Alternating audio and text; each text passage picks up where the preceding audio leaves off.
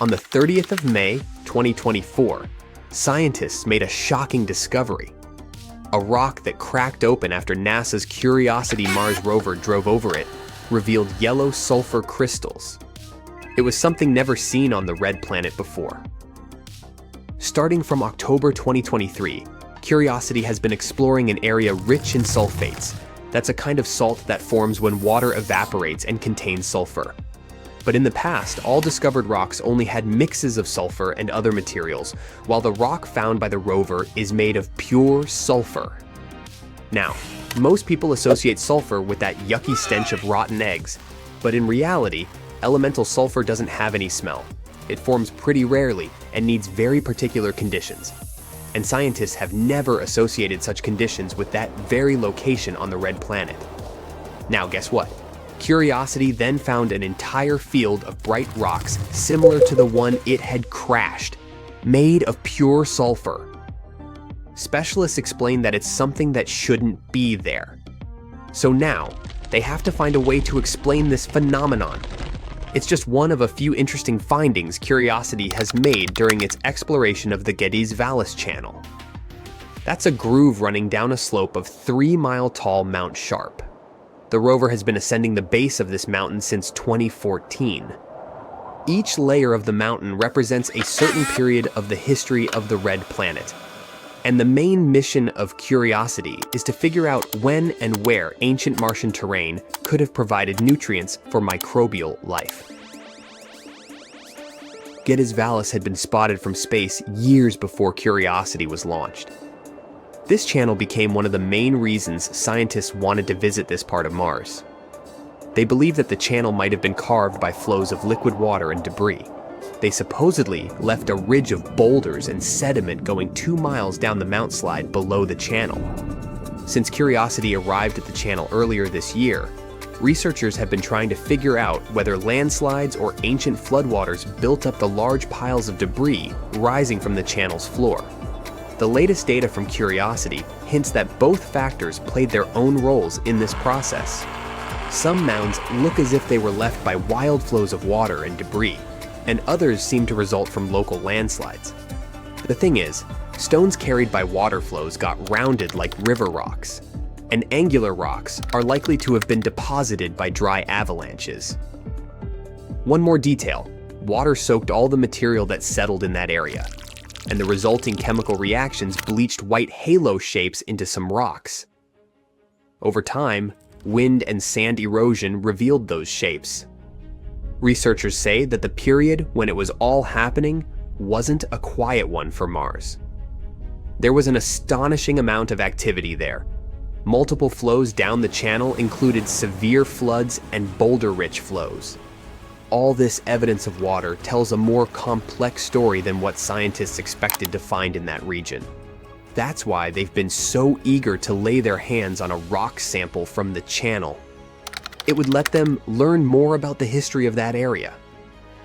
Well, on the 18th of June, they got their chance. The sulfur rocks were tiny and brittle, so they couldn't be sampled using the drill. But nearby, Curiosity found a large rock that was later nicknamed Mammoth Lakes. Rover engineers had to look for a part of the rock that could allow safe drilling. Luckily, there was a suitable parking spot on the loose, sloping surface of the rock. Curiosity bored its 41st hole with the help of a powerful drill. Then, the rover trickled the powderized rock into its belly for further analysis. This way, scientists will be able to figure out what material the rock was made of. Curiosity has already moved away from Mammoth Lakes. Now, the rover is off to search for other surprises the channel has prepared for us Earthlings.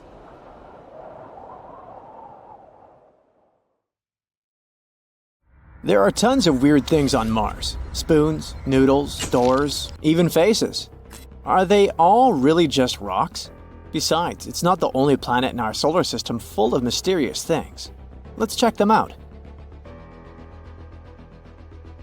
Recently, we found a strange thing on Mars that looks like a smooth, spoon-like object. It grabbed everyone's attention after NASA's Curiosity rover spotted it. The rock, with a handle and rounded tip, looks like it's floating in the rover's photo. People on the internet are puzzled about what it might be. Some are joking that it's a Martian's bowling pin, or even a shoehorn left by extraterrestrial creatures. But Andrew Good from NASA says it's not that exciting. Turns out it's just a rock shaped by the wind over a long time. These kinds of rocks with odd shapes are common on Mars. They're called ventifacts. Ventifact is a rock that can get scratched, dented, or smoothed out by tiny particles carried by the wind. You'll usually find these kinds of rocks in dry places where there's not much grass or trees to block the wind, and where there's a lot of sand blowing around. Sometimes, the wind can carve ventifacts into really cool shapes, like the mushroom rocks you can see in the White Desert National Park in Egypt. These rocks look like giant mushrooms because the wind wears away the bottom part faster than the top, making them stand tall and slim. Ventifacts aren't the only cool Martian rocks. Check out this series of surreal spikes protruding from the red surface. NASA's Curiosity rover stumbled upon them while exploring the Gale crater on Mars. They quickly caught everyone's attention. Twisting structures resembling spikes looked like some extraterrestrial doors. Even the SETI Institute, an organization focused on searching for extraterrestrial life, tweeted about the image, referring to it as a cool rock. But in reality, these are just hoodoos. These tall and thin spires occur when hard rock sits atop softer rock layers. Martian spikes are likely cemented fillings of ancient fractures in sedimentary rock, with softer material eroded away over time. Again, there are many hoodoos on Earth too. They're also called fairy chimneys or tent rocks. You can find them in places like Utah's Bryce Canyon and the Colorado Plateau. NASA is excited about these weird structures because they can help us learn more about the history of the Gale crater. There was also a rock that looked like a jelly donut. We called this rock Pinnacle Island. It was spotted by NASA's cameras. However, just 4 days earlier, it was nowhere to be seen. So how did it magically disappear? In a very anticlimactic way, it was kicked up by one of Opportunity's wheels as it traversed the Martian terrain. But there's still some mystery surrounding that jelly donut. Analysis revealed that Pinnacle Island contains unusually high levels of sulfur and manganese. Both of these things are water-soluble. In other words, there might have been some water action that created these elements in the rock. So this tiny thing suddenly caused a lot of drama, and an entire lawsuit against NASA. It claimed that the agency failed to investigate a possible fungus growing on Mars. Jelly donut fungus. But not all our findings are natural. Another puzzling discovery was this thing the Perseverance rover spotted. It's something that looks like tangled spaghetti or string. Just like the donut, this mysterious object showed up in a rover camera image and then vanished from the sandy ground in several days. It turns out that it could be debris from the rover's landing system. Perseverance landed in the Jezero crater in February 2021. It had a rough landing and accidentally scattered debris around. Some of these debris pieces have been showing up in the rover's images for a while now. The string-like object is likely a piece of shredded Dacron netting, which is a type of fiber used in thermal blankets. These blankets help regulate equipment temperatures during the super hot process of landing on Mars. It probably underwent significant unraveling and shredding due to strong forces during the landing. Thermal blankets lost a bunch of stuff back then. For example, this shiny foil piece spotted in June. The rover found it on a rock. What's remarkable is how far some of the debris has traveled. The rover landed about 1.2 miles away from where it's currently exploring. It's probably because the crash threw the debris into the air, and the Martian winds carried it over such a distance. Mars is known for its strong winds, which can move lightweight objects. However, while it's fun to stumble upon them on images, there are concerns about the debris and trash on Mars. We haven't even fixed this problem on Earth, and we're already creating it on Mars. The debris we left on the red planet is already accumulating in an area called Hogwallow Flats. Plus, the debris can accidentally contaminate the sample tubes used for collecting Martian rocks. So far, NASA isn't overly worried about this. but they're keeping a close eye on it to prevent any issues with the rovers. Now, how about not things, but animals? Curiosity caused quite a stir when it captured something that looked like a rat on Mars. Some started speculating that it could be evidence of indigenous Martian life, or even that this rodent was brought along by Curiosity. But the Mars rat, once again, turned out to be just a weird rock. It looked interesting because of the natural processes like wind erosion and mechanical abrasion. We also found some worm-looking things. Curiosity snapped a picture of a formation that looks like worms wriggling across the Martian landscape. Despite its tiny size, this formation stands out with its unique shape and rough texture. It's probably made of durable material resistant to Mars's harsh erosion. And finally, our top mysterious finding is the face on Mars. Cydonia is a region on Mars that has captured both scientific and popular interest. It's located in Mars's northern hemisphere. It lies between heavily cratered regions to the south and relatively smooth plains to the north. There's a theory that the northern plains may have once been ocean beds. Maybe Cydonia was once a coastal zone. This place is full of interesting and beautiful features that tell us a lot about the history of the Red Planet. But its most interesting feature was the Martian face. This thing gained widespread attention when it was snapped by the Viking 1 orbiter in 1976. Some believed that it was evidence of a long-lost Martian civilization. At first, NASA dismissed it as a trick of light and shadow. But after some analysis, it turned out to be, yep, another rock. We also saw a face of a bear. It was captured by the high-resolution imaging experiment camera. In an image, we can see a circular fracture pattern that looks like a bear's head, with two craters forming the eyes and a V-shaped collapse structure like the nose. The head likely formed because something heavy settled on top of an old hole in the ground. This hole was filled with either lava or mud. The nose-like feature is speculated to be a volcanic or mud vent. But why do we keep seeing these strange things on Mars? Sometimes our brains can trick us into seeing things like faces or objects in rocks and other things. But these are just illusions called pareidolia. Pareidolia is a psychological phenomenon that makes us see familiar patterns or shapes, especially faces, where none actually exist. It's because the brain encounters something it doesn't recognize or understand right away. It tries to find things that look the most like this one. So it sees random patterns, textures, or sounds as something meaningful and recognizable. That's why a chair and clothes on it seems like a super creepy human-like figure at night. It also causes you to see faces or shapes in clouds, or hear recognizable sounds and even words in random noise. It's a fascinating proof of the power of our perception, but we also should be careful with it and not let our imagination run wild. You must have heard that humans were supposed to fly to Mars within the next 10 to 20 years, but now the mission seems to be at risk. A new study has revealed the dramatic effects that such a journey can have on the human body, and because of that, the entire plan is now at risk. Samples from over 40 missions, which involve both mice and humans, have shown that the conditions in space are likely to have an even more negative influence on our bodies than we thought. Both NASA and SpaceX are planning to send crewed missions to Mars in the coming decades, but new findings might put an end to these projects. Researchers at University College London have discovered that microgravity and galactic radiation in space cause serious health risks, and they become more and more pressing the longer someone is exposed to these conditions. Surprisingly, the body part at the highest risk is the kidneys. The research has shown that after less than a month in space, some parts of the kidneys show visible signs of shrinking. So before we go all the way to Mars, we'll need to develop measures to protect the kidneys and other parts of the body.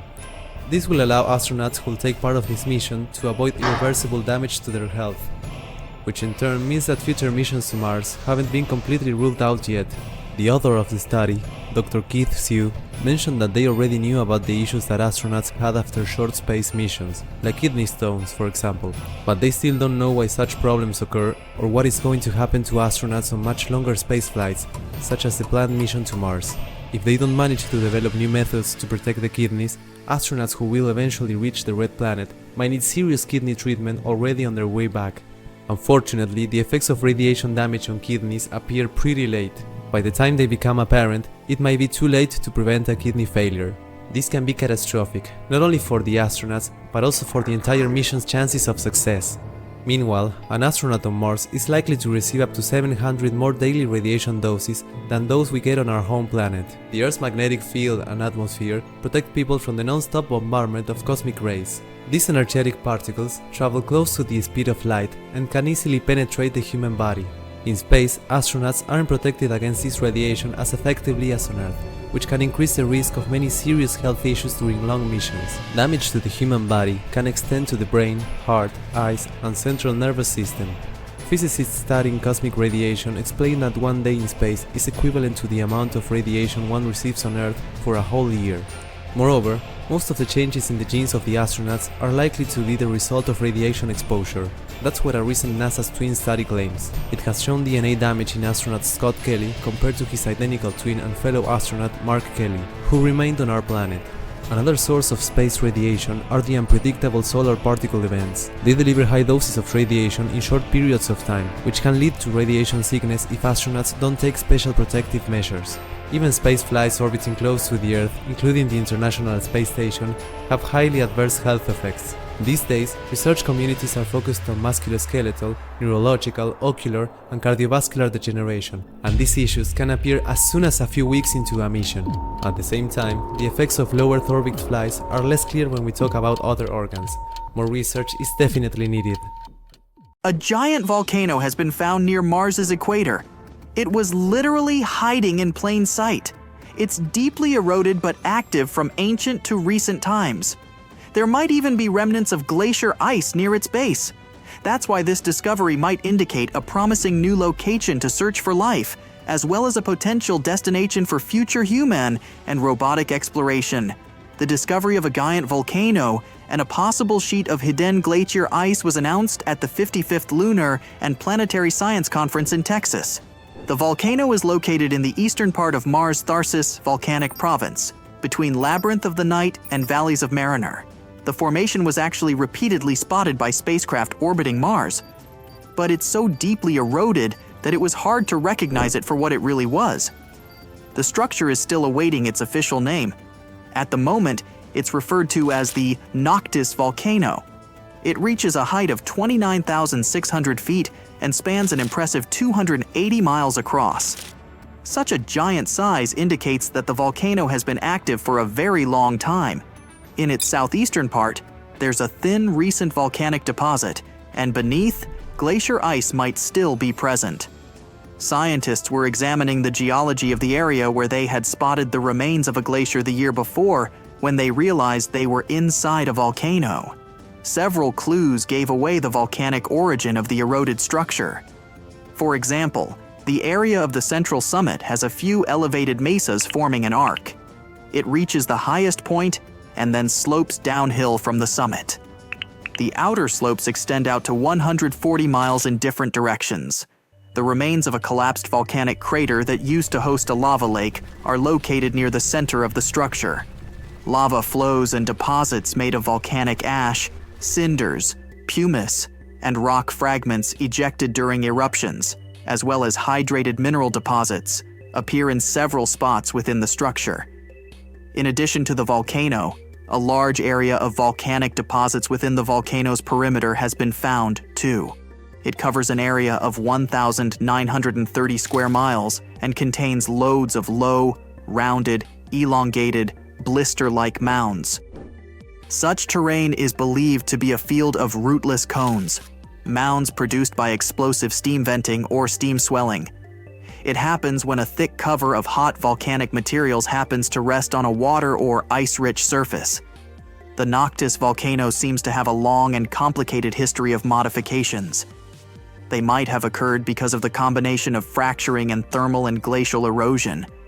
Researchers believe the volcano could be a vast shield made of layers of pyroclastic materials, lava, and ice. The latter might have appeared due to snow and glaciers accumulating on the volcano's flanks through time.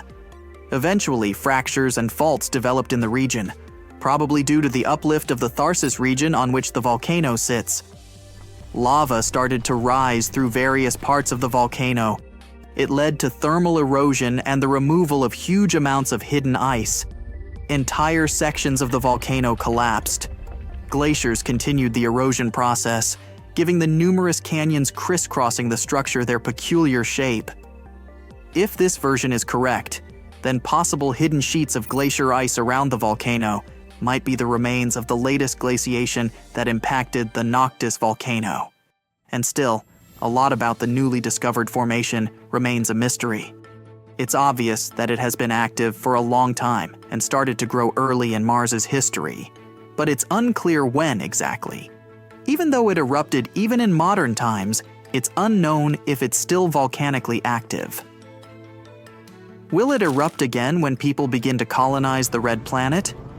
And finally, if it has been active for a very long time, is it possible for the combination of constant warmth and water from ice to allow the site to harbor life?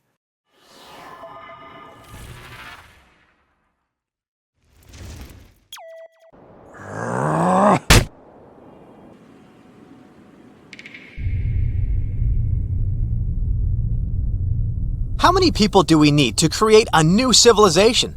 And not on Earth, but on Mars, and in limited conditions. And if we create this colony and send them off, what problems will they face? How can they survive that far away from home without any support? A recent scientific study sheds light on these questions, so let's take a look at it. Alright, so you want to colonize Mars, right? Well, it's not an easy task. Mars is the fourth most distant planet from the Sun and the seventh largest in the solar system. This lonely red guy is very similar to our Earth. Moreover, before it became a boundless desert, it could well have even looked like Earth now. Millions of years ago, there was water, oceans, plants, and who knows, maybe even life. It would be nice to put all these cool things back there. No wonder we've been talking about colonization of this planet for a very long time. Now, SpaceX claims that their proposed interplanetary spacecraft could deliver 100 people to Mars. The owner of the company, billionaire Elon Musk, talked about creating a fleet that could provide a constant flow of resources to Mars. But how realistic are all these fantasies? Actually, not very much. Before sending people to Mars, we need to solve a number of issues. For example, the incredible radiation exposure, toxic soil, low gravity, low temperatures, and all sorts of other nasty things. And this is just the beginning. It will take at least a couple of decades to create a vehicle that can actually successfully land on Mars and return back. But let's do a thought experiment and imagine that we finally decided to colonize Mars. How will things turn out? Recently, scientists published a new study on this topic. This study is called Minimum Number of Settlers for Survival on Another Planet. The author is Jean-Marc Salati, professor at the National Polytechnic Institute of Bordeaux in France. His article was published in the Scientific Reports journal. As you might have guessed, the study was trying to find out how we could colonize another planet. How many resources do we need? How should this colony live? What kind of work should they do? And how long will it take? And, of course, exactly how many people do we need for all of this? Let's try to answer that. Now, imagine that we've moved into a wonderful future. Well, not really. A terrible future, actually. In his study, Salati suggested that life on Earth was threatened by some catastrophic event, so the only way for humanity to survive is to go to Mars or some other planet. In this imaginary scenario, unfortunately, the supply delivery from Earth was interrupted, or even gone. Now, the colony has to support itself somehow. Well, here's where we already stumble upon a bunch of problems.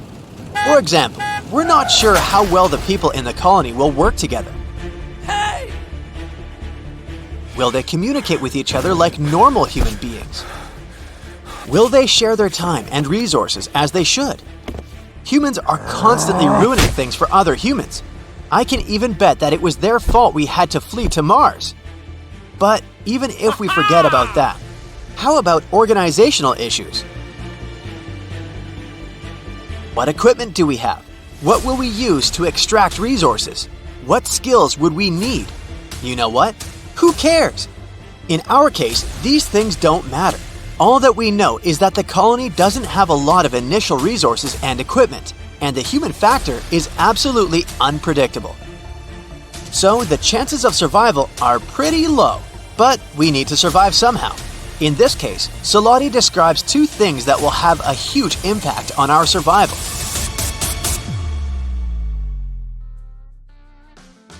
These things are essentially variables in a mathematical equation. The first one is the availability of local resources. Basically, it means water, oxygen, and all sorts of useful chemical elements. These resources should be somehow mined and easy to use. Fortunately, we're not starting from scratch. We already know a lot about Mars. What resources are there? How can they be used for life support, agriculture, and industrial production? The colony is lucky because all this has been studied at various seminars and published in reports and books over the past years. Thanks to this, we know what will be available to our colony. For example, we know that gases could be extracted from the atmosphere and minerals from the soil. On Mars, we could provide such things as iron, glass, and even organic compounds. The most important problem here is the service life of the equipment that our new Martians start with. They'll have to get as many materials as possible before the tools break. Keeping them in good condition will be almost the most important task. The second thing is the production capacity, or the speed of work. We have a specific list of things we need to do, make some tools for example, and all this must be produced in sufficient quantities before the literal deadlines. Salati says that the most important thing here will be the so-called sharing factor. Imagine one person trying to survive on Mars. They would have to do all the tasks on their own. They would need to find or build their own system for supplying drinking water, oxygen, and electricity generation. We've already seen how this played out in the movie The Martian. This task wasn't easy at all. There's always not enough time, and all of this is just too much for one person to handle. Unless you're Matt Damon, of course. So, surprisingly, we need a fairly large colony. This significantly distributes the burden. Each person spends less effort, gets tired less, and as a result, the efficiency and speed of work grow. This is where the sharing factor comes into play. Now we need to calculate this number. If we want, for example, to build something, how many people do we need to do this quickly and efficiently?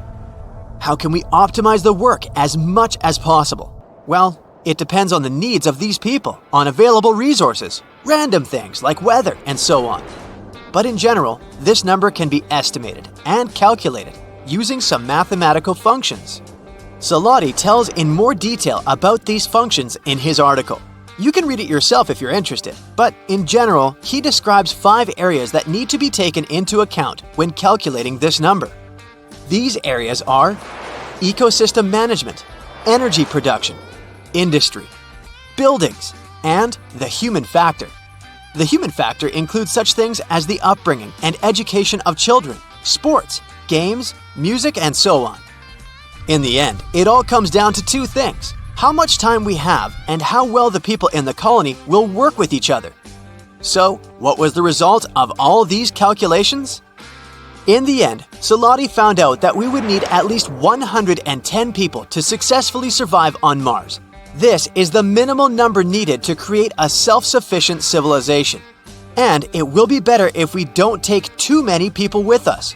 The more people we take on the spacecraft, the more difficult it will be to predict the results. After all, as we've already said, humans are always ruining things for other humans. So it's better to stick with about 110 people. Of course, this is a rough estimate, and there are a bunch of different assumptions and uncertainties, but even this number is already very useful. Now the scientists know how many people is a minimum for colonization of another planet. Colonizing other planets is a very complex issue, and it will take us a very long time to resolve it. it's very unlikely that we'll fly to Mars in the near future. This task may take several decades or even a century. Therefore, the best solution would be to try our best to save Earth until we can begin to conquer other planets. Hundreds of spaceships take off from Earth's surface and head toward Mars. Fast forward 7 months, and this space fleet of ships is near the red planet. Soon they will all land, and a few thousand people will become citizens of Mars. Perhaps they will never return to their home planet, because there will be absolutely all conditions for a comfortable life here. It takes time and many expeditions to create a self-sustaining colony on Mars. Here is how, step by step, people might build a full-fledged city there, with factories, hospitals, apartment buildings, and even clubs and restaurants. First, we need to pick a time to launch the rocket. A launch window opens once every 780 days. That's when the distance between Earth and Mars is the shortest. In this case, the journey will take about 6 to 7 months. Let's move to the launch pad. Here, we see the spacecraft connected to a booster rocket. Ignition! The booster sends the spacecraft into the air. It then undocks and lands back on Earth. At the same time, the spacecraft's engines start and it makes its way to Earth's parking orbit. To make this ascent, the ship has used almost all its fuel and now needs refueling. To do this, we use our booster again. A huge crane places another spacecraft on the booster. There are huge fuel tanks inside the ship. The booster launches from Earth and takes the refueler into orbit. It docks with the spaceship and fills it with fuel. The journey through space may need a total of 5 such refuelings. And for the first mission to build a colony on Mars, we need 5 spaceships. So that's about 25 launches from Earth. Considering that the booster costs $230 million, the refueler $130 million, and the ship itself is $200 million, the price tag on the mission is pretty impressive. So, ignition. Fast forward in time, and the first 5 ships descend to the surface of Mars. These ships haven't brought the first humans. They carry only payloads, like fuel and water supplies, oxygen for breathing, and medical supplies. There are also first living modules, waste management systems, and a huge number of solar panels for generating electricity. Before landing, one of the ships launches a system of satellites into orbit. It'll provide communication on the red planet. So, the robots begin their work on Mars. First, a whole bunch of little rovers line up and unfold solar panels. Their total area reaches the size of 7 soccer fields. They're much less efficient on Mars than on Earth. Frequent sandstorms fill the working surface of the panels with sand. But at the same time, the strong winds of the red planet also help to wipe the sand away. Other rovers, equipped with powerful drills, begin searching for water in the Martian soil. When they find water, people will begin producing fuel. We'll combine carbon dioxide from the atmosphere with the mined water at a high temperature and under high pressure. It'll result in getting methane for rockets and oxygen for breathing. Since February 2021, Mars Perseverance rover has been testing the technology for oxygen extraction. It has a box inside. This is the Mars Oxygen IRSU experiment, also called MOXIE. This thing pulls Martian air inside and then, under high pressure, takes 1 atom of oxygen from carbon dioxide. Such a thing, about the size of a shoebox, can provide enough oxygen for 1 astronaut to breathe. But if you build the same mechanism, but the size of a large factory, it'll produce oxygen for an entire colony and release the rest into the atmosphere of Mars. Another group of rovers is working to turn the surface of Mars into a landing zone to prepare for the next step in colonizing the red planet. By this time, the robotic population of Mars has been working on these tasks for 2 years and 2 months, and people on Earth have been waiting for a new flight window to open. This time, not 5, but 12 spaceships are coming to Mars. 10 of them are cargo ships, which bring construction materials, fuel, and other supplies, as well as a lot of scientific equipment and 3D printers. 2 other ships carry the first interplanetary astronauts. The doors of the spaceships open, and 30 heroes set foot on the surface of Mars for the first time in history. These people are scientists, engineers, and doctors. They have undergone a strict selection and long training to become the first people to conquer another planet. And these guys don't have a return ticket. They'll have to stay on Mars for 2 years. The astronauts live right in their spaceships and try to get used to the unusual conditions on Mars. The temperature here is about minus 80 degrees Fahrenheit. Also, the gravity on Mars is 2.5 times weaker than on our home planet. That means a person here can jump twice as high and lift heavier objects. But the muscles in human bodies have a hard time getting used to such a difference, so astronauts can't work full-time. The first thing they do is unload cargo ships and deploy life support systems. Some people are experimenting with turning Martian soil into material for 3D printers. Others are setting up greenhouses and cultivating soil to grow plants. The human waste recycling system the robots brought here is used to make fertilizer for plants. 2 more years and 2 months have passed. We see a launch of a spaceship, not from Earth, but from Mars. The 30 astronauts have completed their mission and are on their way home. It's easier for spaceships to take off from Mars because the gravitational force here is less powerful. At the same time, ships are launched from Earth. They'll bring nearly 100 new inhabitants and even more cargo to Mars. When this space fleet arrives at the red planet, the astronauts can taste the first food grown here. 3D printers begin building homes on Mars. They print outer shells from Martian soil and plant waste. These shells will protect the dwellings from solar radiation and strong winds. And inside the shells, people will build permanent houses. They're inflatable and are equipped with modules brought directly from the spaceships. These houses have living bays, research bays, and communication centers. The construction goes on for 2 more years until the next flight window opens again. Some astronauts leave Mars, but more and more people come here with every new mission. They no longer live in spaceships. There are comfortable underground houses and 3D printed shelters. Most of the food is already produced on Mars. A new generation of robots works together with farmers. Other robots help to build even more houses to accommodate the ever-increasing human population. 2 more years have passed. Various space agencies launch their missions to Mars. There are more people, more scientific equipment, and even tanks with fish. In 2035, Mars and Earth are at a record short distance, so people send a huge fleet of ships with astronauts and construction materials. By this time, the human colony looks like a small city with many interconnected domes. Its inhabitants have already begun building an underground network of tunnels to move between houses, laboratories, and factories. They've also built the first hospital. 2 years later, the population of Mars reaches the 1,500 mark. Almost all of these people will become permanent residents of the planet. 4 years and 2 more launch windows later, the first restaurant opens its doors. Also, the construction of a nuclear power plant begins. Once it's finished, the Martians will no longer need constant supplies from Earth. From above, the colony looks like a small town. There's a farming section where food is grown, a living section, and a factory district. And with each new mission, people bring more and more solar panels. Now their total area equals dozens of soccer fields. All this allows the astronauts to feel at home. They also don't have to wait for food supplies from Earth. 20 years of the human colony on Mars. Its population is now about 30,000 people.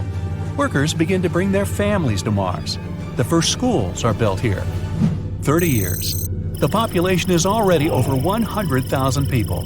The colony's infrastructure allows it to be completely self-sufficient. People produce enough food, get enough fuel and oxygen. Around this time, the first plants start growing in Martian soil. There's more and more oxygen in the planet's atmosphere. The trees planted in greenhouses contributed to this. The greenhouse effect from all the human activity helps warm up the surface of Mars, if only a bit. People still have to wear spacesuits when they go outside. It will take many more years until people will be able to breathe on Mars like they do on Earth. Gradually, rivers and lakes will appear. Green plants will cover most of the land. And then the inhabitants of Mars will be able to go outside without an oxygen helmet and call the red planet, now green, their home. Mars is the Earth's space cousin. It's the 4th planet in our solar system, about half the size of the Earth. It also has 2 small moon buddies, Phobos and Deimos. These moons are shaped like potatoes. Phobos is the drama king, moving closer to Mars and planning a crash landing in about 50 million years.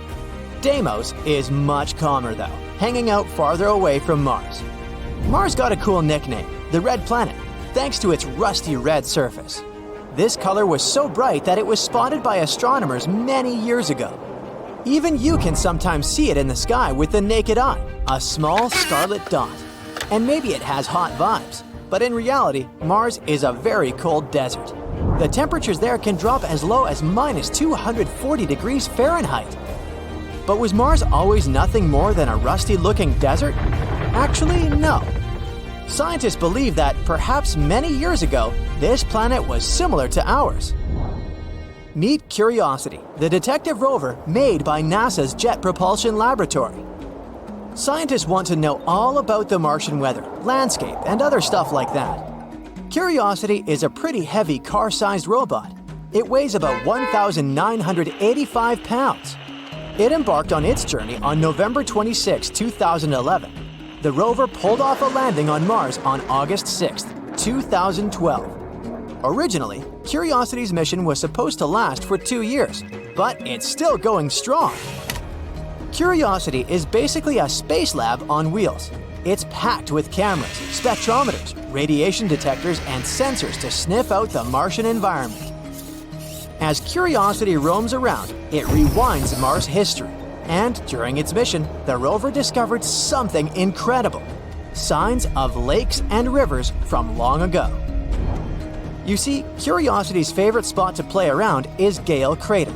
It's a prehistoric Martian oasis where water might have hung out.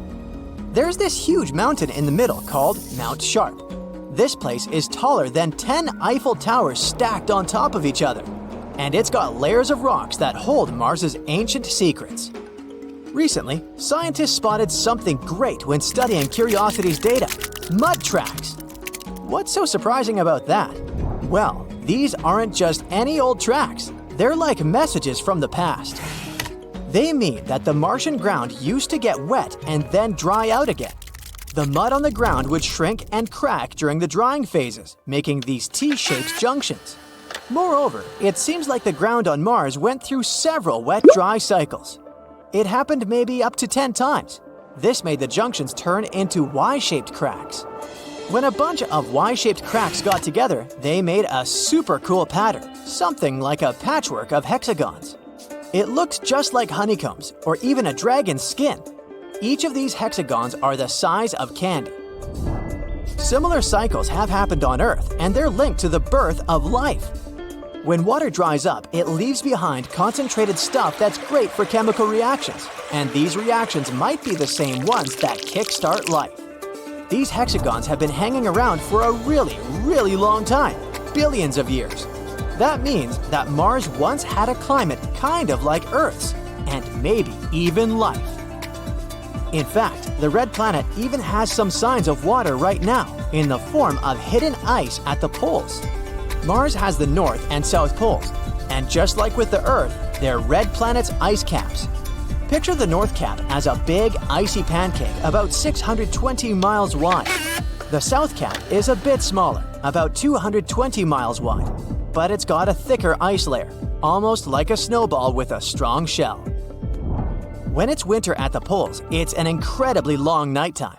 No sunlight, just chilly darkness. During that time, around 30% of the air turns into frozen CO2. It's dry ice, the same stuff that's often used in horror movies. But when the poles wake up to sunlight, the dry ice turns back into gas. All this freezing and thawing makes clouds and frost, just like on Earth. One time, a rover named Opportunity even caught some clouds made of water ice. But it doesn't necessarily mean Mars was once thriving just like the Earth. Life needs more than just wet, dry cycles to pop up. It needs the right atmosphere and other special ingredients. We're not sure if Mars had all of those, and even if it did, there's no guarantee that life actually happened. But this raises another very important question. Has Mars ever hosted tiny living creatures? Curiosity isn't the only robot that tries to find the answer to that. There's also a rover called Perseverance. It's trying to find clues about Martian life. It's digging into an old Martian crater once filled with water. And like a space archaeologist, Perseverance is searching for fossilized signs of ancient critters. And here's the funny thing. Some scientists think that we've stumbled upon it almost half a century ago. The only problem is, we might have accidentally destroyed it. It happened even before Curiosity started rolling around Mars. Back in the 1980s, two cool NASA's landers, Viking 1 and Viking 2, made a pit stop on the red planet. These landers took a selfie, and then they also did some funky experiments on the Martian soil, all in the name of finding signs of life. What they found is some weird organic stuff called perchlorate. It's a compound that we use in fireworks or rocket fuel. But most results didn't seem that promising. They even mixed up some soil with water and nutrients, hoping that if there were Martian microbes, they'd snack on the goodies and return radioactive gas as a result. But unfortunately, that didn't happen. Now, here's the problem. Some scientists think that maybe the water they added back then actually destroyed those tiny Martian critters. Poor microbes were just hanging out and suddenly got soaked by a bunch of weird liquid. Something like this wouldn't be very pleasant for the Earth microbes. They live inside rocks and they're sucking water from the air. Pouring water on them would result in a total disaster. So, of course, giving them nutrients after that wouldn't do anything. If you've just barely survived a water bath, you're probably not in the mood for a feast. Perhaps these Martian buddies might have something called hydrogen peroxide in their cells. It helps them live in an extreme environment. If that's true, it could explain all the results from the experiments. You see, the instruments heated up the samples, so if there was hydrogen peroxide, it would have gone boom, wiping off the little guys and turning their cozy homes instantly. Imagine how ridiculous it would be if it turns out that we accidentally destroyed the only signs of life on Mars. Ideally, we need a new mission to Mars to test this theory. Let's hope it's not true. In any case, the journey isn't over. There are more missions planned for Mars, and humans might even visit this planet someday. The next mission is the Mars Sample Return. It's a super cool teamwork project between NASA and ESA. They're teaming up to bring back souvenirs from Mars, collected by NASA's trusty Mars Perseverance rover. There's going to be a whole bunch of spaceships. They'll work together to bring these precious Mars samples back. The samples are planned to arrive on Earth in the early to mid-2030s. And the fun doesn't stop at Mars. Our Mars missions are a warm-up for an even bigger adventure, exploring icy moons around Saturn and Jupiter. These moons have hidden oceans beneath their icy surfaces, and who knows what kinds of space secrets they're hiding. But whether it's Mars, icy moons, or beyond, our quest to find extraterrestrial life continues. In addition, we are slowly starting to find more and more organic materials on Mars, and maybe one day we'll finally find some microbes in our solar system. Let's hope for it and stay tuned.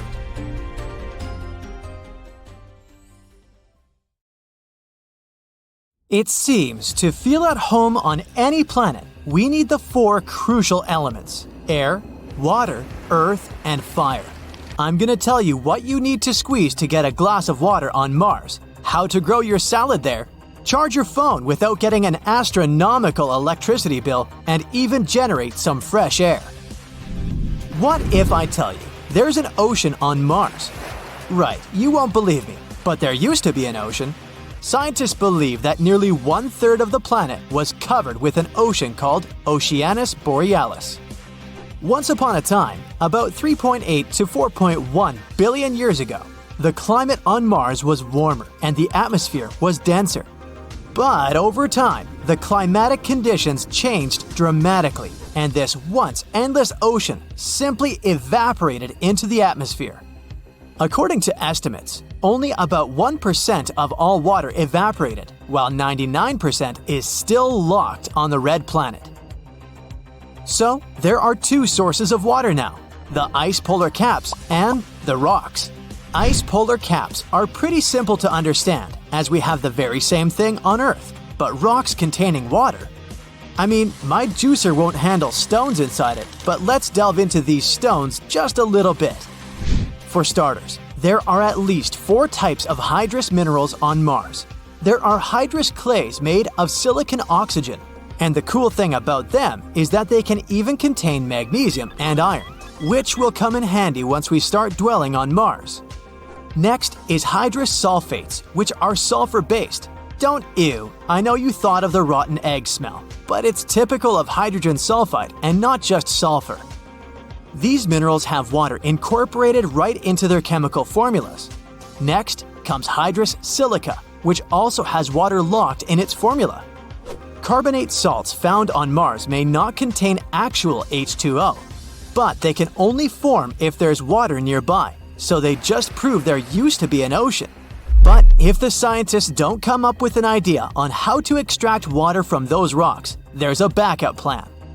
In 2020, researchers discovered liquid water sources which may be a part of a huge network of underground saltwater lakes. So I guess we'll find a way to stay hydrated on Mars. We can either look for those water sources better, or just invent some technologically advanced juicer to squeeze water out of those stones. The red planet may seem to us as a lifeless desert where nothing can grow. But today it's a misconception, as there's been a couple of recent updates concerning the agricultural potential of Mars. In 2022, a group of scientists made something unbelievable. They managed to grow an Earth plant on Mars. Disclaimer: it's not that they plowed Mars, watered it, added fertilizers, and patiently waited for the first sprouts to show up. They experimented on Earth, but the conditions they created were purely Martian. You see, a plant needs soil, water, food, and sunlight to grow. Food and sunlight can be created artificially, so the scientists focused on the soil and water in their experiments. There's not much Mars can offer in terms of soil, but it's rich in basalt. Plants don't fancy residing in basalt, as it doesn't have many nutrients, but still, some of them aren't that picky when it comes to soil. As we already know, water on Mars is problematic too, but it can be found in limited amounts. Still, it can't be used for agricultural needs due to its chemical composition. Long story short, it's just way too salty for any plant out there to like it. But to keep the experiment true to life, the scientists started to look for possible ways of desalinating water. Thus, they added the bacteria known as Synechococcus, and even though the saline levels decreased dramatically, it was still not enough to satisfy the finicky plants. Luckily, the scientists had Plan B, and it worked out. They took the bacteria desalinated water and filtered it through basalt. In the end, they noticed that the resulting water was suitable for the plants. But that's just a theory. Let's see what we can actually grow on Mars. The scientists experimented with turnips, lettuce, radishes, and alfalfa. At first, turnips, lettuce, and radishes refused to flourish in basalt and feed on that filtered water. But then alfalfa came into play, and it left the scientists stunned. The plant did really well in Martian conditions. This might seem to be the logical end of the experiment, and after all, alfalfa is pretty cool. It's rich in vitamin K, it has vitamin C, some vitamins B, zinc, and phosphorus. And you can Google a bunch of nice salads with alfalfa sprouts. But it has yet another property that may be a total game changer. Because of its deep roots, alfalfa can help fix soil nitrogen fertility. So once the scientists harvested the first Martian alfalfa, they immediately planted turnips, lettuce, and radishes back. This time, the crops did way better, and the scientists even noticed something they didn't expect. Turnip yields increased by 311%. I guess alfalfa has all the chances to become the star of Mars terraforming. Whoops, here comes the bad news. Even though you can theoretically stay hydrated on Mars and enjoy a fresh salad, at the moment, there's almost no way you can enjoy some fresh air on the red planet. Hey, you've noticed I said almost? Even though Mars's atmosphere is 96% carbon dioxide, we already know how to make small amounts of oxygen there. Meet the Mars Oxygen In Situ Resource Utilization Experiment, but you can call it MOXIE. It's a little helper that works together with Mars rovers. This little guy can isolate oxygen on Mars, and it already managed to produce 5 grams of it.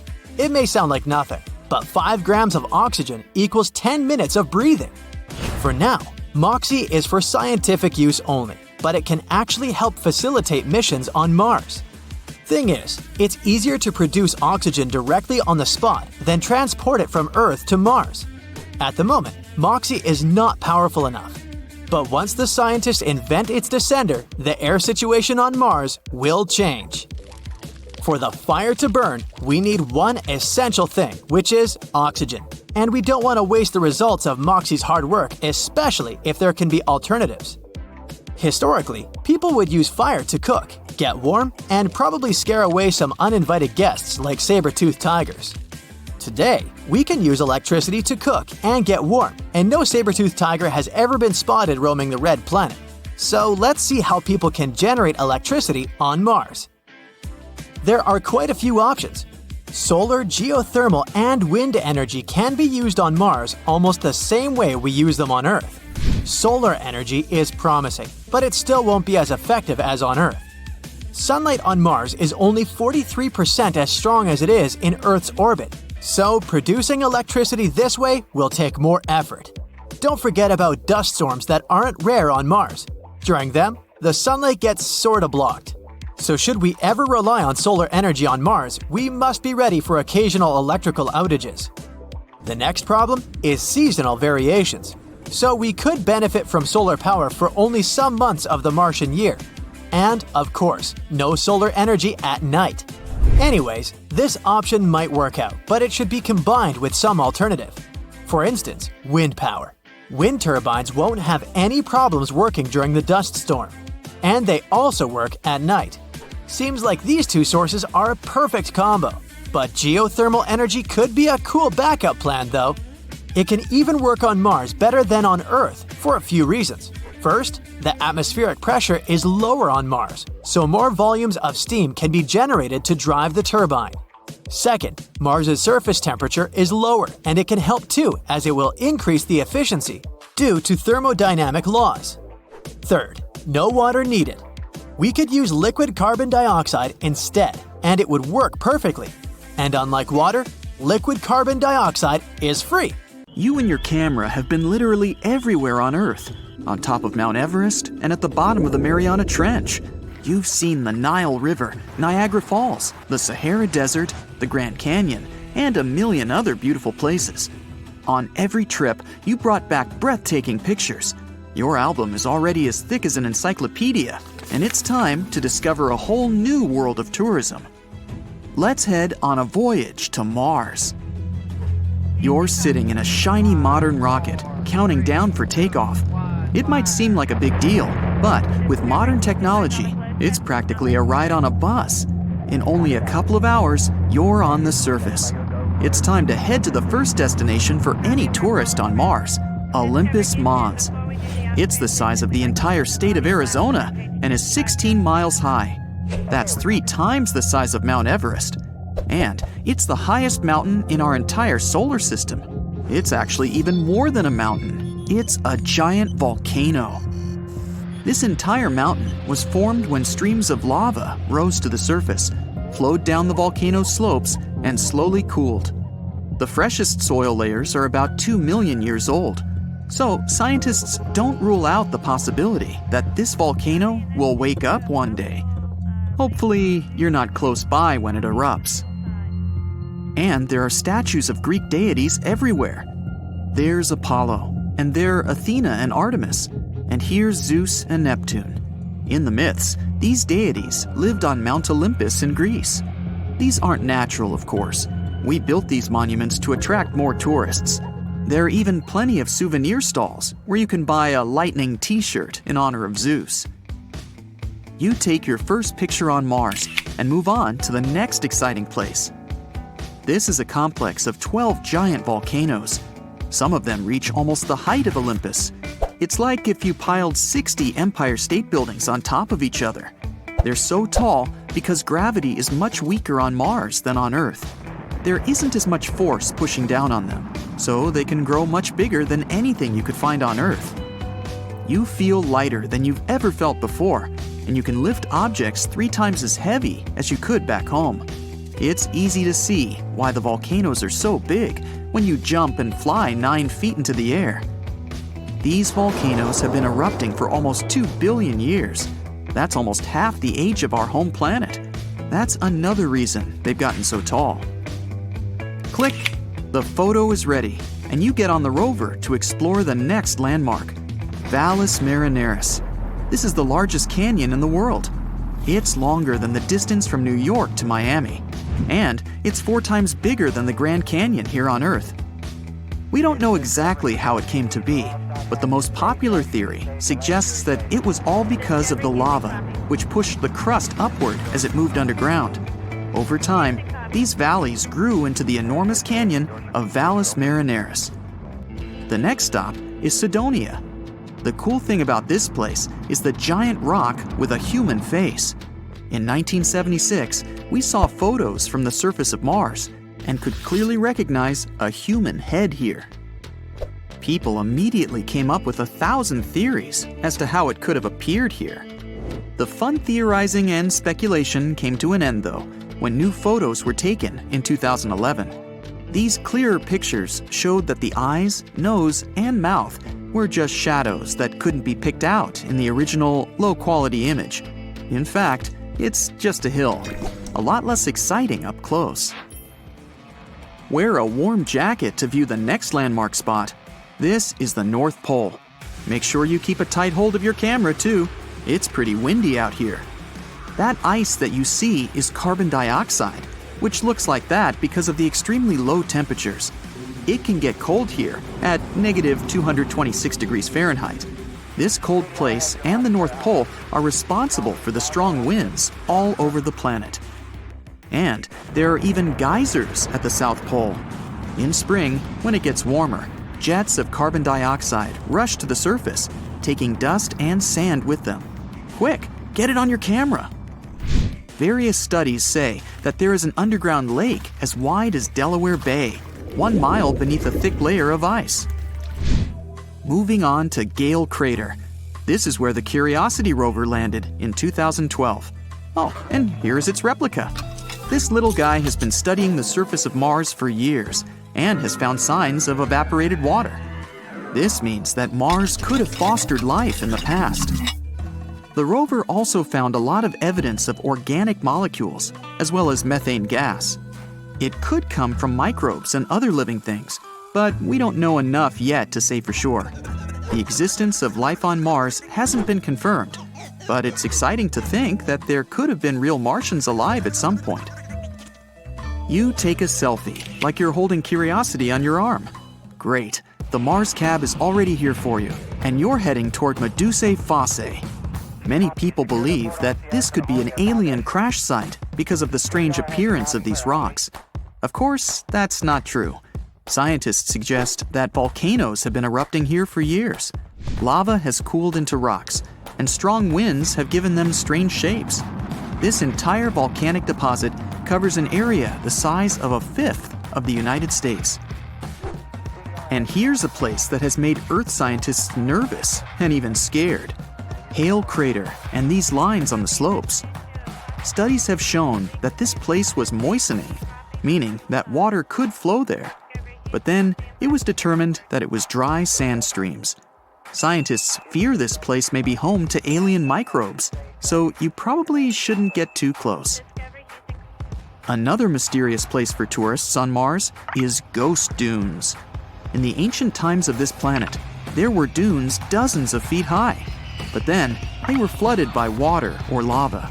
Their bases are preserved, but the tops have been erased. The covered areas of these dunes can still harbor microbes. Here, they are protected from wind and solar radiation and may still be preserved. Contact with them can be dangerous for humans, so you take a photo from afar. The next spot is on Mars's satellite, Phobos. Oh, there's a pretty big crowd of people gathered here. And then you see it, Phobos monolith. It's a massive rock as tall as a 30-story building. We learned about this object from pictures taken back on Earth. The monolith casts a great shadow and has spawned many theories. For example, some claim that it was built by an ancient civilization or was left here by aliens. It might even have been a beacon. All these people came here to test the theory for themselves, but it just looks like a rock up close. One more photo, and you have to hurry to the bus that will take you to Jupiter's satellite, Io. It's only safe to be here in special capsule cars that fly over the surface. And when you see volcanoes constantly erupting, you understand why. Jupiter's gravity compresses the insides of Io. They heat up and rise to the surface, erupting in volcanoes on its surface. They eject so much material that Io completely changes its surface every few millennia. Now we turn on the hyperdrives and head out into deep space. Here, in complete darkness, is the Voyager probe. It was launched in 1977 and is still in operation. It's the first human-made object to leave our solar system's borders and is the world's most distant spacecraft. Voyager carries a golden disk with a message for extraterrestrial civilizations. This amazing disk contains pictures of Earth's landscapes, people, animals, and various sounds and music. Unfortunately, it will take many thousands of years to reach the nearest star system, so we're not very likely to hear back from any aliens anytime soon. You take selfies and move on to the next part of the tour. Here, 1,000 light years from Earth, is a black hole, the most mysterious and heaviest object in the universe. It weighs as much as the sun, but it's much smaller. It's so heavy that it attracts absolutely everything, even light. So the black hole isn't actually black. It has no color at all. You can only observe it from a very great distance because it bends time. The closer you are to it, the slower time will go. And if you want to fly just a second closer to it, weeks or even months might pass on Earth in that time. In the old tradition, you toss a coin into the black hole and continue your journey through the distant cosmos. On the way home, you have to stop by an iconic spot on the moon. Here in the Sea of Tranquility, there's an entire park near the landing site of Apollo 11. This is where the first human set foot on the surface of the moon. Neil Armstrong's first boot print is still there on the surface as proof. It was made in 1969, but even now, it looks exactly the same. Millions of people around the world go out on the streets and rooftops to look at the amazing cosmic phenomenon. Another planet right next to the moon, a big red one. At first, everyone's excited. Mars showing up out of nowhere is having a strange effect on humanity. Just as the moon can affect the psychological and physical state of some people, Mars's unexpected visit is causing people to behave pretty strangely. Every night, the sky is lit up by the white light of the moon and the red glow of Mars. Many people get a sort of instant insomnia. Some even stop drinking coffee because they no longer feel sleepy. Mars brings out energy and a little wildness in people, making them laugh more, and even drives a few poor people crazy. They begin to go out of their houses more often and enjoy the unusual night sky. A few days later, everybody can see what's happening. Mars is getting bigger. Scientists announced that the red planet is slowly moving towards Earth. A collision is inevitable. Earthlings only have a few years left. A few months ago, a huge asteroid crashed into the red planet with such force that Mars simply flew out of its own orbit and went rogue. The chance that Mars would fly close to Earth was always going to be pretty high. After about 3 seconds of being announced, the news went viral, and panic set in. The situation's getting worse and worse. The closer Mars gets, the more it affects people on a physical level. Hundreds of videos pop up showing collision simulations of Mars and Earth. And there's no happy ending. Want to see what happens? One famous blogger asked her followers. The Earth's almost completely covered with water, and Mars is all dust, sand, and rocks. Then she puts a huge watermelon in the middle of her room. From the far end, she launches a bowling ball at it. Strike! Mars looks almost the same size as the Moon now. It's about to come into the Moon's orbit, and it's affecting the Earth's magnetic field. Floods, hurricanes, tsunamis, powerful thunderstorms. They go from bad to worse. Animals go crazy. Birds no longer migrate south. The polar northern lights appear in the Caribbean. The economy isn't handling the news that well. People stop showing up to work. Why wouldn't they? They just want to have fun and be with loved ones. There are enough resources on the planet to last until the catastrophe, so no one's even trying to fix the Earth's problems. Clothing, food, cars, yachts, whatever, everything loses its value and becomes free. Every day, huge street parties pop up all over the world. People decide to live their last months in peace and harmony.